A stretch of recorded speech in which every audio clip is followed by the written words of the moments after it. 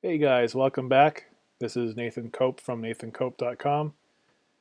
In this video, in our series, we're going to actually be putting our motherboard into the case that we've purchased for this build. So this is probably going to span a couple of videos, I imagine. There's a lot to this.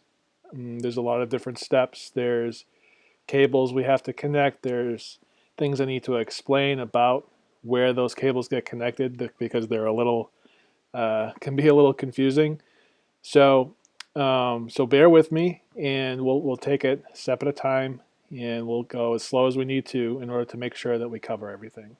Okay. So first up, we have our motherboard, we have our case, we have our CPU and CPU fan and heatsink all installed on the motherboard.